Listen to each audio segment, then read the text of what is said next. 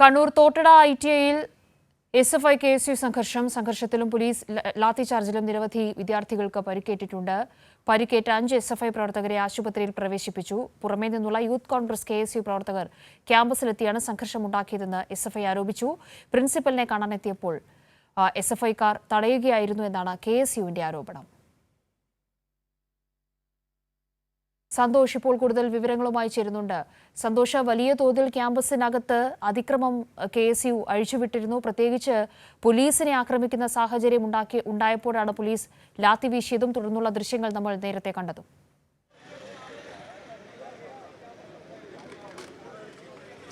തീർച്ചയായും കാവ്യ, വലിയ സംഘർഷമാണ് ഇപ്പോൾ കണ്ണൂർ തോട്ടട ITIയിൽ ഉണ്ടായത്. SFI പ്രവർത്തകരും KSU പ്രവർത്തകരും തമ്മിലാണ് ഈ ITIയിൽ സംഘർഷമുണ്ടായത്. അതിന് സംഘർഷത്തിലേക്ക് നയിച്ച പ്രധാനപ്പെട്ട കാരണം എന്ന് പറയുന്നത് ഇവിടെ KSUവിൻ്റെയും യൂത്ത് കോൺഗ്രസിൻ്റെയും പുറമേ നിന്നുള്ള ആളുകൾ ഈ ക്യാമ്പസിലേക്ക് എത്തിയിരുന്നു.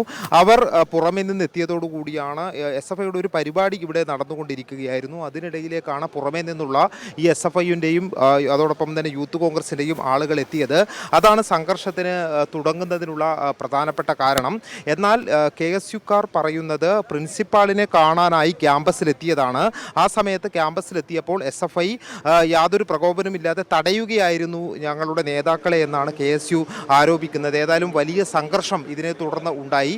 KSU പ്രവർത്തകർ പിന്നീട് ഈ പോലീസിന് നേരെ എല്ലാം തന്നെ തിരിയുകയും അത്തരത്തിലുള്ള സംഘർഷം ഉണ്ടാവുകയും പോലീസ് ലാത്തി വീശുകയും ചെയ്യുകയാണ്. ഈ സംഘർഷത്തിലും ലാത്തിചാർജിലും നിരവധി പേർക്ക് പരിക്കേറ്റിട്ടുണ്ട്. SFI പ്രവർത്തകർക്കും KSU പ്രവർത്തകർക്കും പരിക്കേറ്റിട്ടുണ്ട്. അതിൽ 5 SFI പ്രവർത്തകരെ കണ്ണൂരിലെ സ്വകാര്യ ആശുപത്രിയിൽ AKG ആശുപത്രിയിൽ പ്രവേശിപ്പിച്ചിട്ടുണ്ട്. KSU പ്രവർത്തകരെയും ആശുപത്രിയിൽ പ്രവേശിപ്പിച്ചിട്ടുണ്ട്.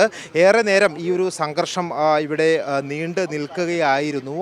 ഈ സംഘർഷത്തെ തുടർന്നാണ് കഴിഞ്ഞ കുറച്ച് ദിവസങ്ങളായി തോട്ടട ITIയിൽ KSU SFI സംഘർഷം നേരിയ തോതിൽ നിലനിൽക്കുന്നുണ്ട്. ഇവിടെ പോലീസ് ഉൾപ്പെടെ കുറഞ്ഞ ദിവസങ്ങളായി ഇവിടെ ക്യാമ്പ് ചെയ്യുകയും ചെയ്യുന്നുണ്ട്. അതിനിടയിലേക്കാണ് ഇന്ന് പുറമേ നിന്നുള്ള ഈ യൂത്ത് കോൺഗ്രസിൻ്റെയും KSUവിൻ്റെയും നേതാക്കന്മാർ എത്തിയതോടുകൂടിയാണ് ഇത് വലിയ സംഘർഷത്തിലേക്ക് ഇന്ന് വഴിമാറിയത്. ഇവിടെ ഉള്ള ഈ ഒരു ക്യാമ്പസിൽ ITIയിൽ ഈ പ്രിൻസിപ്പളിനെ കണ്ട് പരാതി നൽകാനാണ് എത്തിയത് എന്നുള്ളതാണ് KSUവിൻ്റെ നേതാക്കന്മാരും ജില്ലാ നേതാക്കന്മാരും അതോടൊപ്പം തന്നെ യൂത്ത് കോൺഗ്രസിൻ്റെ നേതാക്കന്മാരും എല്ലാം പറയുന്നത്. എന്നാൽ അത്തരത്തിൽ ഒരു കാര്യത്തിന് വേണ്ടിയല്ല കോളേജിലേക്ക് ഈ KSU യൂത്ത് കോൺഗ്രസ് സംഘം എത്തിയത്, മറിച്ച് സംഘർഷമുണ്ടാക്കുന്നതിന് വേണ്ടി പ്രവർത്തകർ അവർ എത്തണം എന്നുണ്ടെങ്കിൽ കൃത്യമായ അനുവാദം അത് ക്യാമ്പസിനുള്ളിൽ നിന്ന് തന്നെ ലഭിക്കണം, ബന്ധപ്പെട്ട അധികാരികളിൽ നിന്ന് തന്നെ ലഭിക്കണം. ആ നിലയിലൊരു പെർമിഷൻ, അനുവാദം അതവർക്ക് നൽകിയിരുന്നോ സന്തോഷ്?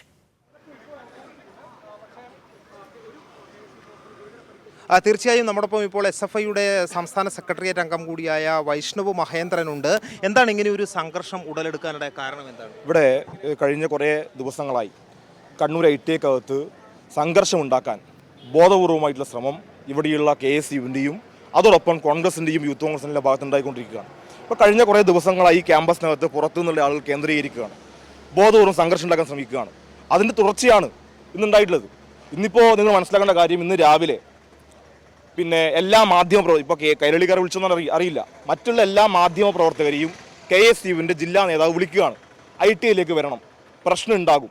അങ്ങനെ നേരത്തെ തീരുമാനിച്ച് പ്ലാൻ ചെയ്ത് തിരക്കഥ തയ്യാറാക്കി ആ തിരക്കഥയുടെ അടിസ്ഥാനത്തിൽ സംഘർഷം ഉണ്ടാക്കുന്നു.